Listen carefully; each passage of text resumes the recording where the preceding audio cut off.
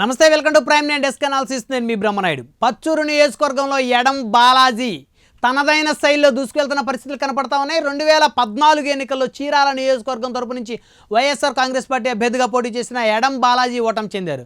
ఓటమి చెందిన తర్వాత తదనంతర కాలంలో 2019 ఎన్నికల్లో ఎడం బాలాజీని సంప్రదించకుండా ఆమంచి కృష్ణమోహన్కి వైఎస్ జగన్మోహన్ రెడ్డి టికెట్ కేటాయించడంతో తెలుగుదేశం పార్టీలో చేరి ఆమంచి కృష్ణమోహన్ ఓటమికి ప్రత్యక్షంగానూ పరోక్షంగానూ ఎడం బాలాజీ కారణమైన పరిస్థితి ఉంది. అయితే 2024 ఎన్నికలకు సంబంధించి వైఎస్ఆర్ కాంగ్రెస్ పార్టీ అభ్యర్థిగా ఎడం బాలాజీ రంగంలో దిగుతున్న పరిస్థితి ఉంది.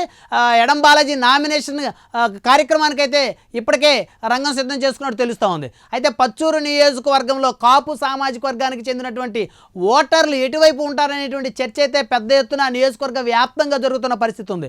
మొదటి నుంచి కూడా ఆ పచ్చూరు నియోజకవర్గం అంటే కమ్మ సామాజిక వర్గానికి కంచుకోటగా ఇక్కడైతే గుర్తింపు ఉంది. ఇక్కడ ఇప్పటి వరకు గెలిచినటువంటి నేతల్లో మెజారిటీ నేతలందరూ కూడా కమ్మ సామాజిక వర్గానికి చెందిన నేతలే గెలిచారు.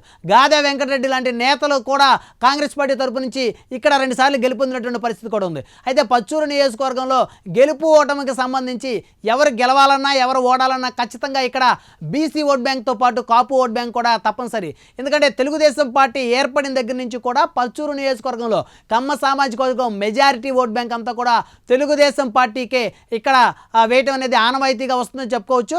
మొత్తానికి కనుక చూస్తే ఎడం బాలాజీ పచ్చూరు నియోజకవర్గం వైకాపా ఇన్ఛార్జిగా నియమితులైన దగ్గర నుంచి కూడా అటు బీసీ ఎస్సీ ఎస్టీ మైనార్టీలతో పాటు కాపు సామాజిక వర్గానికి చెందినటువంటి ఓటర్ల మీద కూడా ఎడం బాలాజీ అయితే పెద్ద ఎత్తున దృష్టి పెట్టిన పరిస్థితి ఉంది.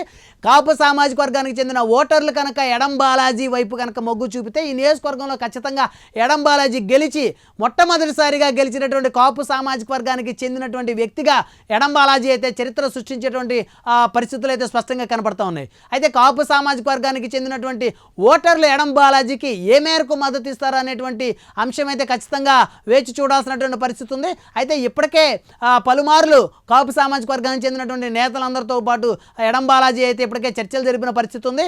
అయితే తెలుగుదేశం పార్టీ అభ్యర్థిగా ఉన్నటువంటి ఏలూరు సాంబశివరావు ఎప్పుడైతే కూటమి సభ జరిగిన పరిస్థితి ఉందో చిలకలూరుపేటలో ఏలూరు సాంబశివరావు మాట్లాడినటువంటి సందర్భంలో జోహార్ ఎన్టీఆర్, జై చంద్రబాబు, జై తెలుగుదేశం అన్నారు. కానీ ఎక్కడో కూడా జై జనసేన, జై పవన్ కళ్యాణ్ అనేటువంటి మాటలను ఏలూరు సాంబశివరావు అనలేదనేటువంటి వాస్తవాలను జన సైనికులు కూడా గుర్తు చేసిన పరిస్థితి ఉంది.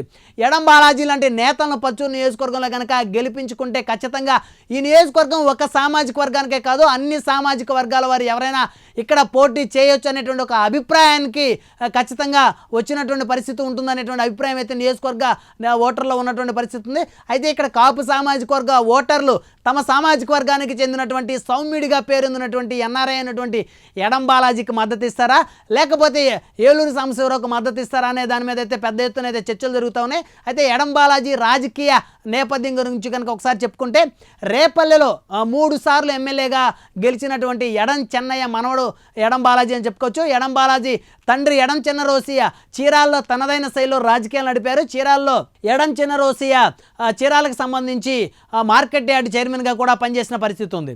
అలాంటి ఎడం చిన్నరోసియ 2014 ఎన్నికల్లో పోటీ చేయాల్సిన పరిస్థితి వైఎస్ఆర్ కాంగ్రెస్ పార్టీలో పోటీ చేస్తూ ఉండగా ఎడం చిన్నరోసియ మరణానంతరం అమెరికా నుంచి ఎడం బాలాజీ రాజకీయ రంగ ప్రవేశం చేసిన పరిస్థితి ఉంది. సో 2014లో ఆ విధంగా ఎడం బాలాజీ ఇక్కడి నుంచి ఎమ్మెల్యేగా పోటీ చేసి ఓటమి చెందారు. అయితే ప్రస్తుతం పచ్చూరు వేదికగా రాజకీయాలు నడుపుతున్న ఎడం బాలాజీకి కాపు సామాజిక వర్గం కనుక మెజారిటీ ఓట్ బ్యాంక్ కనుక ఎడం బాలాజీ వైపు కనుక నిలబడితే ఖచ్చితంగా ఎడం బాలాజీ ఈ నియోజకవర్గంలో గెలిచేటువంటి పరిస్థితి స్పష్టంగా ఉంటాయి. మరి ఆ సామాజిక వర్గం ఏ మేరకు ఎడం బాలాజీ వైపు ఉంటుందో అనేటువంటి దాని మీద అయితే ఇంకా పూర్తిస్థాయి స్పష్టత అయితే రావాల్సి ఉంది. మొత్తానికి కనుక చూస్తే ఎడం బాలాజీ గెలుపు ధీమా అయితే వ్యక్తం చేస్తున్న పరిస్థితి ఉంది.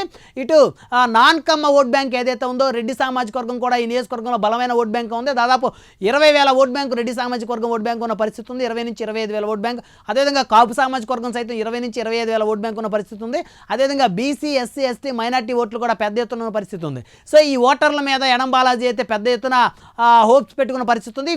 వీరు కనుక ఎడం బాలాజీ వైపు కనుక మొగ్గు చూపే పరిస్థితి కనుక ఉంటే ఖచ్చితంగా ఆయన గెలుపుని అయితే పచ్చూరు నియోజకవర్గంలో ఎవరో ఆపలేరని చెప్పుకోవచ్చు.